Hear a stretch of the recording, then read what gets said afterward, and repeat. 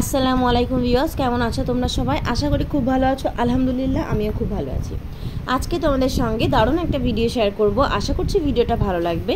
সবার প্রথমেই বলে দিচ্ছি, চ্যানেলে নতুন বন্ধু হয়ে থাকলে এখনই চ্যানেলটা সাবস্ক্রাইব করে নাও। আর যদি আমার ভিডিও ভালো লাগে শেষ পর্যায়ে একটা লাইক ও কমেন্ট করতে একদম ভুলবে না।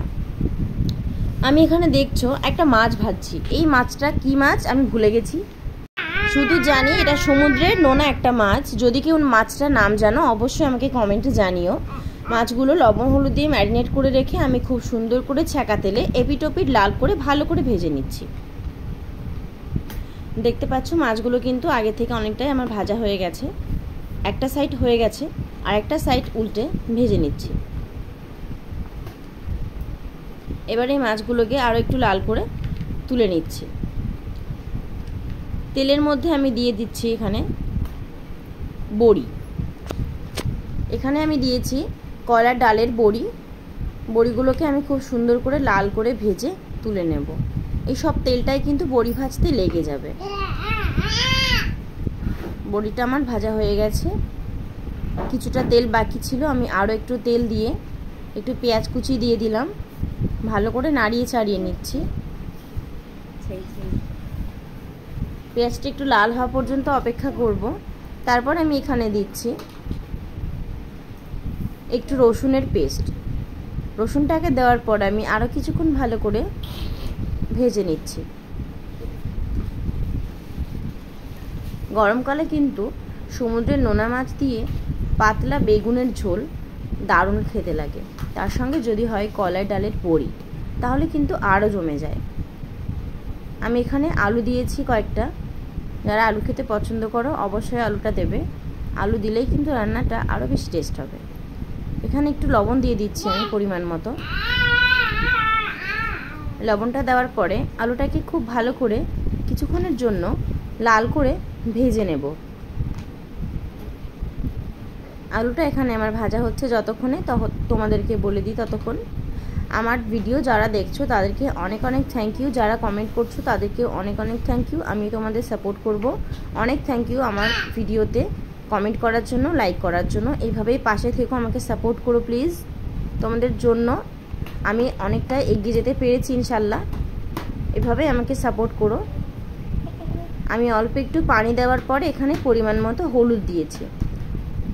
পানিটা দেওয়া কারণ তো তোমরা জানোই, সবার সঙ্গে আমি শেয়ার করেছি, আগে বলেছি, যাতে হলুদটা নিচে পুড়ে তিতো না হয়ে যায়। হলুদ দেওয়ার পরে অল্প একটু পানি দিলে কিন্তু হলুদটা তরকারির সঙ্গে মেশাতে খুব সুবিধা হয়। এরপরে আমি এখানে দিচ্ছি একটু সর্ষে বাটা, আর দিয়েছি একটু জিরে বাটা, শুকনো লঙ্কা বাটা,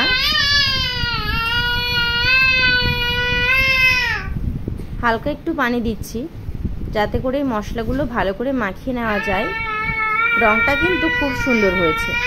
মশলাগুলো মাখিয়ে আমি পরিমাণ মতো ঝোল দিয়ে নাড়াচাড়া দিয়ে কিছুক্ষণের জন্য তরকারিটা ফোটার জন্য অপেক্ষা করব।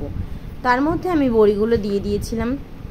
এরপরে যখন ঝোলটা পুরোপুরি ফুটে আসবে, উপর থেকে আমি পাতলা করে কেটে রাখা বেগুনগুলো দিয়ে দিয়েছি। বেগুনগুলো দেওয়ার পরে আরও কিছুক্ষণ অপেক্ষা করব বেগুনটা পুরোপুরিভাবে সেদ্ধ হওয়া পর্যন্ত। তোমরা দেখতে পাচ্ছ বেগুনটা কিন্তু আগের থেকে আস্তে আস্তে অনেকটা সেদ্ধ হয়ে যাচ্ছে। চাইলে এখানে খুন্তি দিয়ে ম্যাশ করেও নিতে পারো কিংবা এইভাবেই রাখতে পারো, তাতে কিন্তু কোনো সমস্যা হবে না। আরও একটু ফুটতে দেব। রান্নাটার গন্ধটা কিন্তু খুব সুন্দর এসেছিল। যদি তোমাদের ভালো লাগে তাহলে অবশ্যই একবার বেগুন দিয়ে সমুদ্রের নোনা মাছ ট্রাই করবে। আশা করি তোমাদের খেতে খুব টেস্ট লাগবে। আর মাছটার নাম যারা জানো অবশ্যই কিন্তু আমাকে কমেন্টে জানিও। আমি মাছটার নাম ভুলে গেছি। যখন আমি মাছটা রান্না করছিলাম তখন মনে ছিল, কিন্তু এই পর্যায়ে মাছটার নাম আমার মনে নেই। আমি ভেজে রাখা মাছগুলো ফুটন্ত ঝোলের উপরে দিয়ে দিলাম। এবারে কিন্তু আস্তে আস্তে মাছগুলো ঝোলের ভিতরে এমনি এমনিই চলে যাবে আর খুব ভালো মতো সেদ্ধ হয়ে যাবে। যদি ভিডিওটা ভালো লাগে এখন একটা লাইক করে কমেন্ট করে দাও। আমি এখানে তরকারির ঝোলটা ফোটানো তোমাদের দেখিয়ে দিলাম। এবার কিন্তু কমপ্লিট হয়ে গেছে। নামিয়ে নেওয়ার আগে আমি এখান থেকে উপরে একটু ধনেপাতা কুচি করে ছড়িয়ে দিলাম। ধনেপাতাটা ফ্লেভারের জন্য দিয়েছিলাম, খুব সুন্দর লেগেছিল খেতে। আমি এখানে ধনেপাতাটা দিয়ে দিচ্ছি। ভিডিওটা ভালো লাগলে এখন একটা লাইক করে কমেন্টে জানিয়ে দাও। কালকে চলে আসবো আবারও কোনো ভিডিও নিয়ে। সেই পর্যন্ত সবাই ভালো থেকো, সুস্থ থেকো। খোদা হাফেজ।